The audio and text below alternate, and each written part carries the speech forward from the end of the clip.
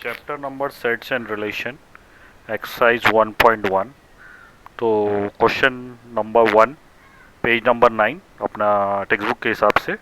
तो let us start. First one दिया describe the following set in roster form.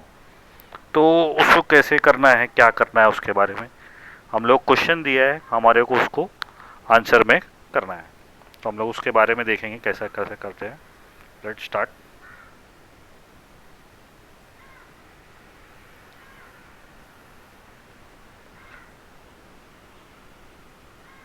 Describe the following sets in roster form. X X is a letter of the word marriage. तो ये word दिया है आपको marriage, तो आपको solution में क्या लिखना है, लेट ए जैसे क्वेश्चन में दिया है उसको पूरा एज इट इज वैसे ही लिख देना है। अब हम लोग को उसको रोस्टर फॉर्म में लिखना है। Therefore A is equal to M जैसे है एम एक लिख देंगे, ए है ए एक बार लिख देंगे, आर आर है तो आर एक बार ही लिखेंगे, रिपीटेड वर्ड्स को एक ही बार लिखेंगे, फिर आई लिखेंगे, फिर ए ऑलरेडी लिख चुके हैं इसलिए ए हम लोग वापस रिपीट नहीं करेंगे, फिर जी लिखेंगे और ई लिखेंगे। तो एकदम सिंपल है। जो सिंगल वर्ड जो रिपीटेड वर्ड्स रहेंगे वो एक ही बार आएंगे। ए जैसे रिपीट था तो सिर्फ एक बार आ गया, और बाद में जो सिंगल वर्ड्स है वो आ जाएगा। नेक्स्ट क्वेश्चन जा रहे हैं हम लोग उसके अंदर। Describe the following sets in roster form. Again question दिया हुआ है आपको, आपको उसको let B is equal to जैसे क्वेश्चन है एज इट इज पूरा लिख देना है।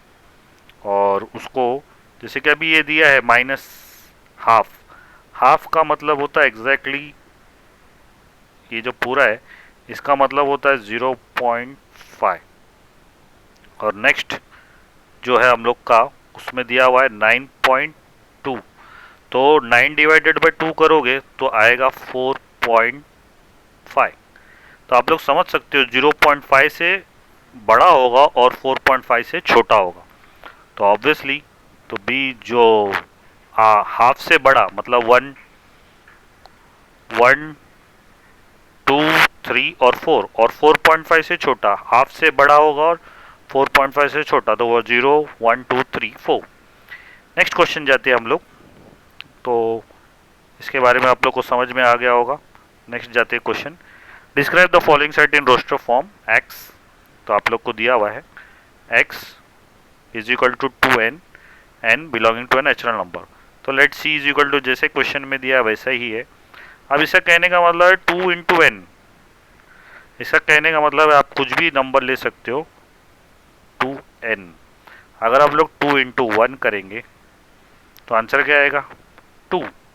फिर उसी तरह से हम लोग उसको 2 इंटू 2 करेंगे तो आंसर क्या आएगा 4।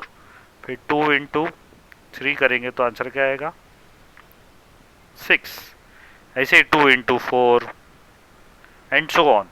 तो इस तरह से ऐसा कहने का मतलब है 2n। तो n नंबर मतलब पहले 1 लिया हम लोगों ने, 2 ले लिया, फिर 3 ले लिया, फिर 4 ले लिया।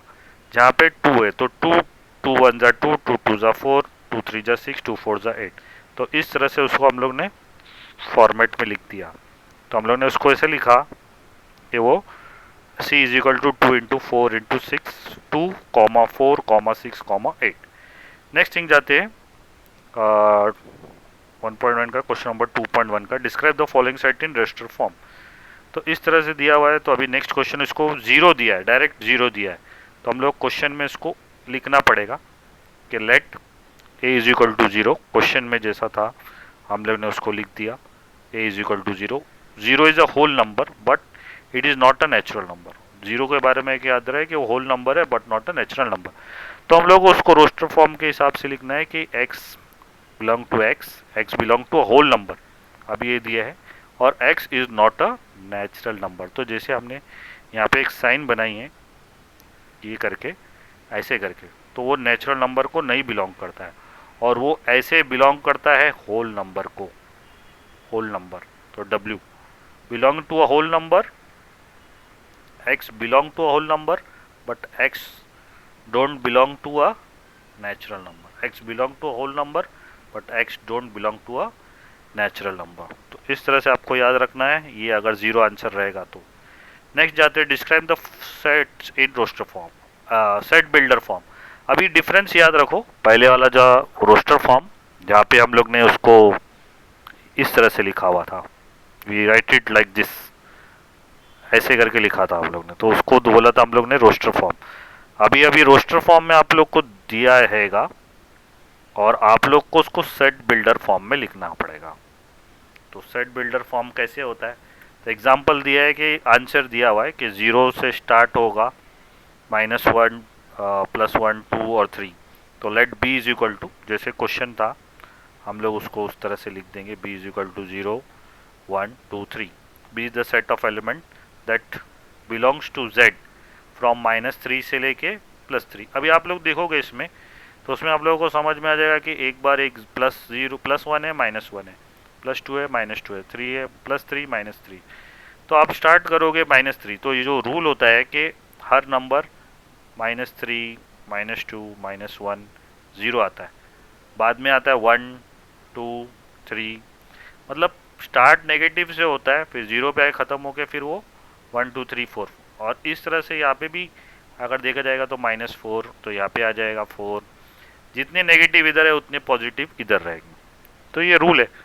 तो इस तरह से इसका रूल के हिसाब से अगर देखा जाएगा तो हम लोग को लिखना पड़ेगा कि z बिलोंग टू z, और वो बोल रहा है कि बिलोंग टू z और -3 से 3 के बीच में, तो हम लोग लिखना पड़ेगा x z belong to z where -3 से बड़ा होगा या इक्वल होगा और वो 3 तक ही जाएगा। तो आपको -3 से स्टार्ट करना है और 3 पे एंड करना है। Describe the following set in set builder form, ऐसे एक दिया है, हाफ 2.5 ऐसे सब करके।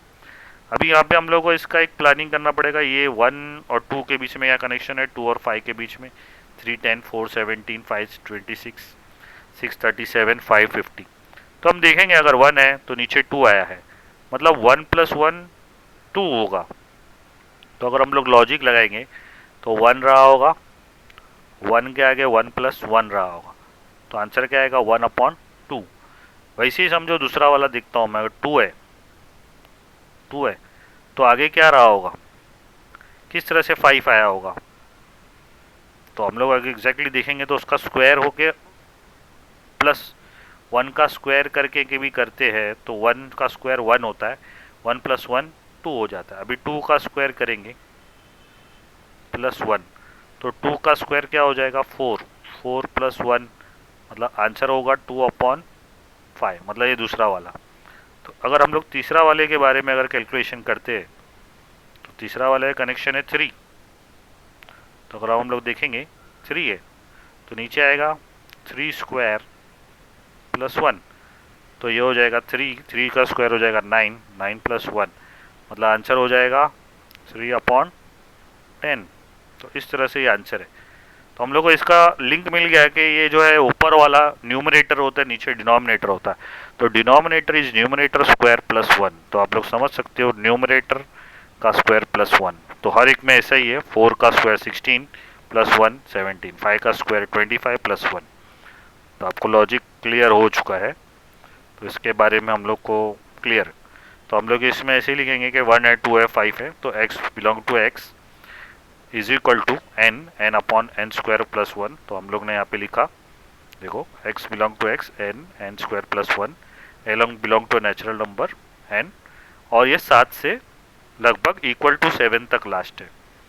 तो अब यहाँ 7 लेंगे तो 7² +1, तो अगर समझो ये 7 है तो 7² 49, 49 + 1 50, लास्ट ही है। तो इस तरह से हम लोग का ये हो गया।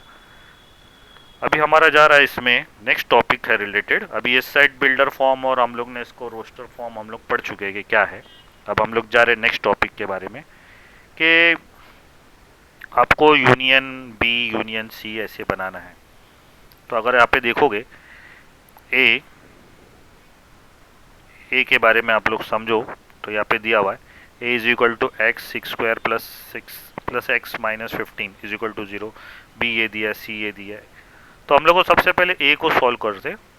तो ए के बारे में दिया 6² + x - 15 इज इक्वल टू 0। अभी ये जिसे फैक्टराइजेशन बोलते हैं, 6 और 15 के बीच में कॉम्बिनेशन क्या है वो देखना पड़ेगा। अगर आप लोग 6 और 15 के बीच में देखोगे, 6 मल्टीप्लाई बाय 15, तो 6 5 ज़ा 30, तो ये हो गया 90। हम लोग को मिल गया 90 है, मतलब 6 और 15 90 है। तो हम लोग को ऐसे बनाना है कि 90 आ जाए दोनों middle term x x middle term हो जाए और ज़्यादा से ज़्यादा ये 6 × 15 करके हम लोग को मालूम पड़ा 90 है। तो ऐसा क्या ऐसा ऐड लेस करे कि एक्स बन जाए। तो 90 का अगर हम लोग फैक्टराइजेशन करते हैं तो हम लोग को मालूम पड़ता है एक तो 10 है और दूसरा है 9। तो 10 में से 9 जाएगा तो एक एक्स बचेगा। तो हम लोग लिखेंगे 6x² 6x² plus 10x minus 9x is equal to 15। तो आपको ये दिख रहा है। तो देखो 10 में से 10x में से 9x गया तो ये अभी इन दोनों में कॉमन के हिसाब से हम लोग लेंगे। तो हम लोग आगे जा रहे। तो आपके उसमें आप लोग ने देखा अभी थोड़ी देर पहले कि we were on the date 6x² plus 10x। तो हम लोग इन दोनों में कॉमन मेरे को 2 लग रहा है। तो 2x बाहर निकाल लूंगा मैं। 2x common. तो लास्ट वाले नंबर में देखो आप लोग को 6x लाना है। तो 2x बाहर निकाला। तो अभी मुझे क्या करना पड़ेगा 3 लिखना पड़ेगा। 2x 3x तो ये हो जाएगा 6x और 10 है बाहर है तो 2 5 10। तो इस तरह से हम लोग ने इसका फैक्टराइजेशन किया 3x प्लस 5। तो मेरे हिसाब से आप लोग क्लियर है इसमें। तो एक बार अगर नहीं है तो मैं आपको इधर बता सकता हूँ कि कैसे हुआ होगा। तो चलो ये समझो ये ऐसा था 6x² plus 10x minus 9x minus 15। Okay let's study कैसा रहा होगा। तो ये ऐसा है 6x² plus 10x minus 9x plus 15 correct.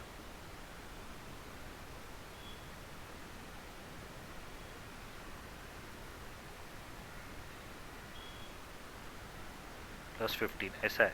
तो अब इन दोनों के बीच में फैक्टराइजेशन निकालना इन दोनों के बीच में। तो इन दोनों के कॉमन मेरे को 2x लगता है तो मैं बाहर निकाल लिया। तो एक x बचा तो 3x हो गया। 2 3 जा 6 होता है ना। तो अगला आप लोग देखोगे तो मेरा कॉमनली अगर मैं देखूंगा तो मैं ले लूँगा 2x बाहर तो 3x। अब 2 बाहर है तो 10 के लिए क्या होगा 5।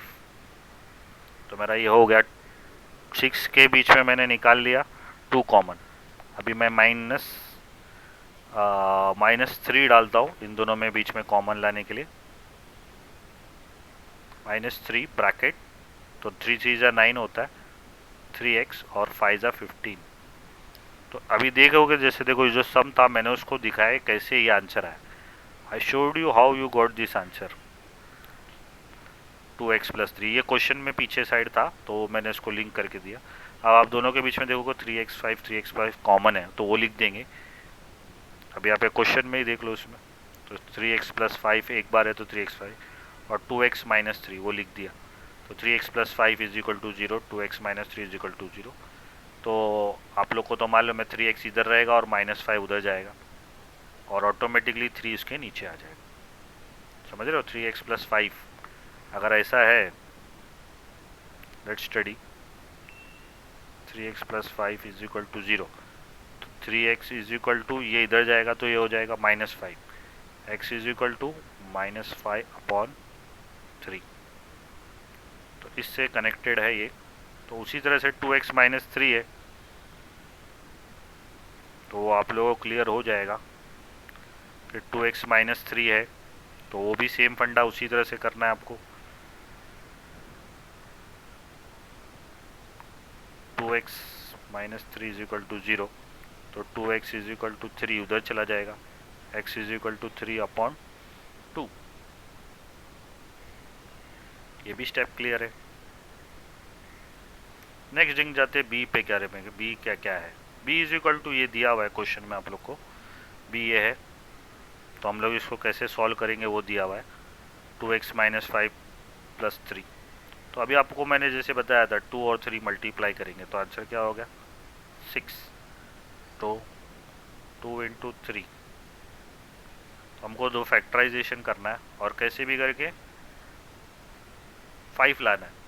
तो 6 1 जा 6 भी होता है और 6 में से 1 जाएगा तो 5 होता है। तो इस तरह से आपको ला रहा है मिडल टर्म। तो आप लोग देख सकते हो उसमें। तो इस तरह से आप देख सकते हो उसमें हम लोग ने किस तरह से हम लोग ने लाया है इसको। तो आप लोग यहाँ पे देखिएगा 2x minus six plus x minus three is equal to 0। इन दोनों में कॉमन क्या है? 2 है। 2x x minus three plus 1 x minus three. तो एक्स माइनस थ्री एक बार कॉमन है, 2x प्लस 1 है। तो एक बार लिखा x minus three is equal to 0, 2x plus 1 is equal to 0। 3 उधर जाएगा तो हो जाएगा ये 2x प्लस 1 है। तो x इजिकल टू ये इधर जाएगा तो हो जाएगा -1/2। तो दो नंबर है -1/3। तो इस तरह से ये हो गया। थर्ड वाला आता है c के बारे में, 2x minus x three is equal to 0। तो आपको 2 और 3 देखना है वापिस। 2 3 जा 6 हो गया। तो आपको 6 का फैक्टराइजेशन ऐसा करना है कि 1 आ जाए। तो 3 2 जा 6 होता है, तो 3 में से 2 गया तो 1 आता है। तो ये बेसिकली फैक्टराइजेशन के जो फैक्टराइजेशन जानता था 10th में तो इजीली कर लेगा। -3 + 2, तो इन दोनों में कॉमन x है, 2x minus three plus 1 2x minus three और x plus 1 2x minus three is equal to x plus 1। ये 3 उधर जाएगा, ये -3 उधर जाएगा तो +3 हो जाएगा। नेगेटिव से पॉजिटिव 3/2 और ये उधर जाएगा तो x इजिकल टू -1। तो c का मतलब ये हो गया, b का ये हो गया, a का ये हो गया। अब हमको क्वेश्चन में क्या चाहिए? a union b union c, मतलब a b और c में मिलता जुल। तो अभी आप लोग देखोगे -5/3 लिखा उसने, पूरा जो a है वो पूरा लिख दिया इधर, b पूरा है वो इधर लिख दिया, और बीच में साइन क्या डाला? यूनियन का। तीनों में देखो यूनियन यूनियन डाला हुआ है, राइट। अब यूनियन डालने के बाद उसको उसका लिंक किया हुआ है। तो आप लोग देखोगे कोई नंबर रिपीट तो नहीं हो रहा है, तो रिपीट नहीं हो रहा है तो जैसा था वैसे ही रहेगा। अभी आप देखोगे इसके अंदर, ध्यान से देखना इसमें क्या रिपीट हो रहा है। तो मेरे हिसाब से एक तो 3/2 यहाँ पे भी है और 3/2 यहाँ पे भी है, तो वो एक ही बार लिखना है 3/2, वापिस से नहीं लिखना है। तो और कोई नंबर जो रिपीट होने वाला नहीं है, एक 3/2 रिपीट हो रहा है तो उसको एक ही बार लिख देंगे हम लोग। 3/2 लास्ट में लिख दिया और ये सब इस तरह से उसको हम लोग ने प्रेजेंटेशन कर दिया। तो नेक्स्ट जाते हैं, नेक्स्ट क्वेश्चन है अभी एक्सरसाइज क्वेश्चन नंबर 4 का।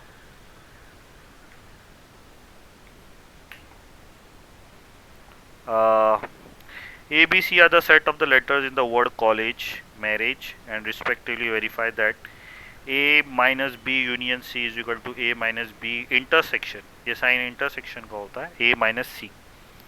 अब आप लोग खुद ब खुद इसको जैसे थे समझ जाएंगे कि कैसा क्या है ये।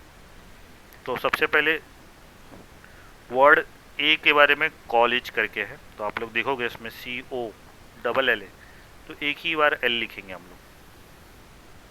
कॉलेज के बारे में दिया था तो कॉलेज में वर्ड LL होता तो एक ही बार लिखेंगे, और EE 2 बार रिपीट है तो एक ही बार ही लिखेंगे।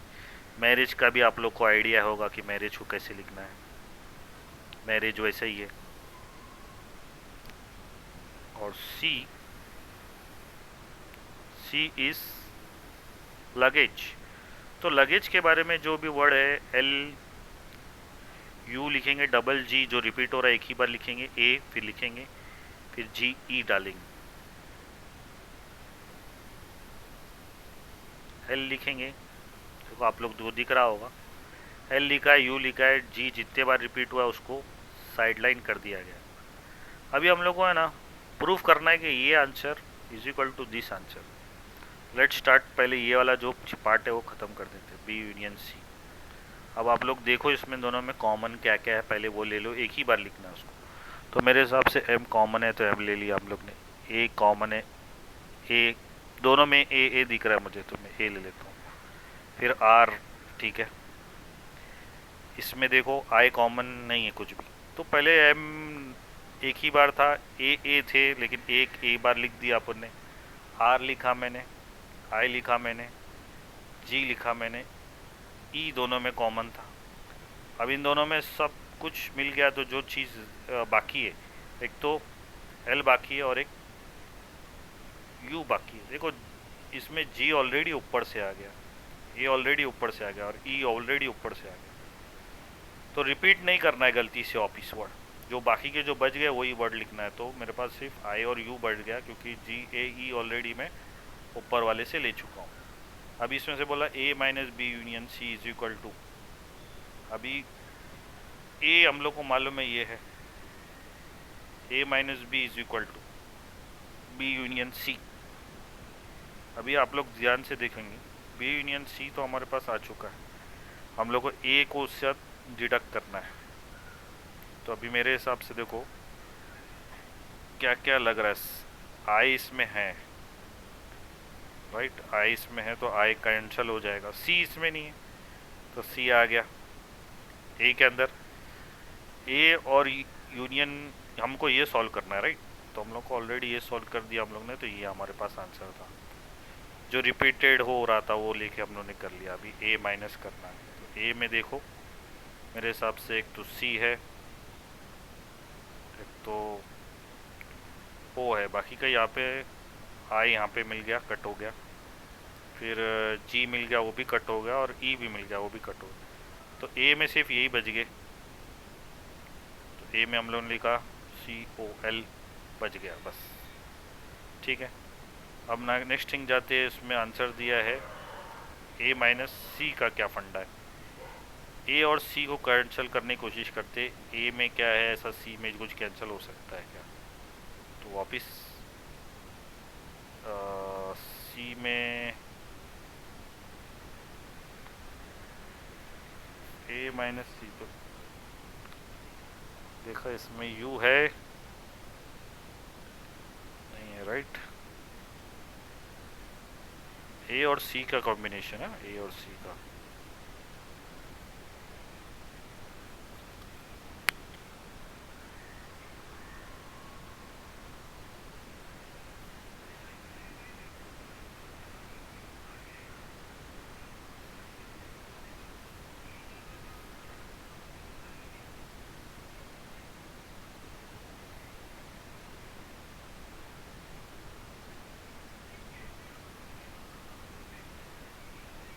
ए माइनस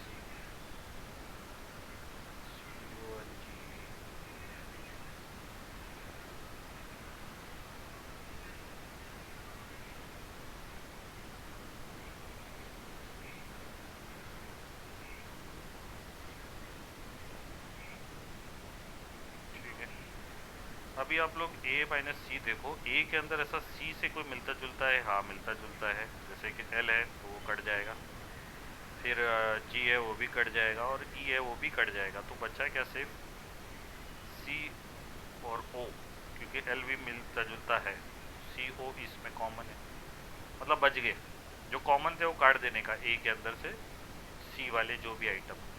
तो हमारे को मालूम पड़ गया कि इतना ये ऐसा कॉम्बिनेशन। अभी हम उसको सॉल्व करेंगे हाउ इट वर्क्स।